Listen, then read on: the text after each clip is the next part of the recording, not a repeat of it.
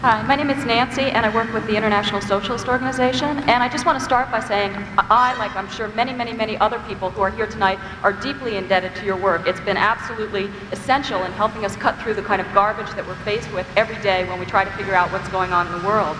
But I think there's also, if I could continue, I think there is also a problem in the analysis that I've seen in your works and that you presented tonight, in the sense that I think we can tend to lose the forest for the trees, that you present so many, astonishing details about what is wrong with the system and about what is wrong with the media, that we can tend to lose sight of what I think the really key question is, which is why is this control necessary in the first place? And I would submit, at least, that I think it's because there's I got a minute and a half, I swear to God, it's no longer. It's because there's antagonistic interests involved. They didn't talk about milkmaids and dairy maids and spinsters and laborers in the 17th century for no reason. It was because they were the working class. And what we see today in this country, I think, is quite frankly, let's speak bluntly, a ruling class which tries to control a working class population. And that's what it's about, is holding on to that power. If that's the case, then it seems like to me the question that we face is how to organize to change that system, to challenge capitalism. And I think in that effort, you do a disservice to your listeners and to the people who respect your work when you equate Lenin with Stalinism as blithely as you did tonight.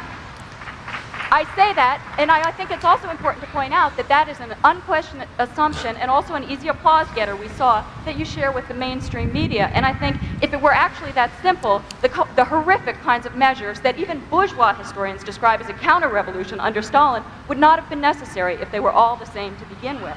Now, in short, to sum up, the situation that you have outlined tonight, I think, is extremely serious, and I think it's important that we all take it seriously. What we're talking about is literally the fate of millions of lives around the world, particularly in the international politics that you described. That being the case, then I think we need a full and a serious and a fair discussion of various different alternatives, not just talking about the horrors of capitalism, but actually how to change it to end this stuff once and for all. Well, I think you made it,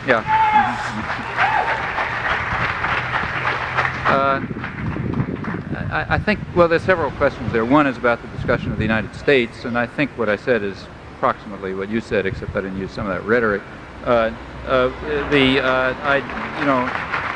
Which I don't think is particularly helpful to say the truth, either analytically or understand or whatever, but it's the same picture.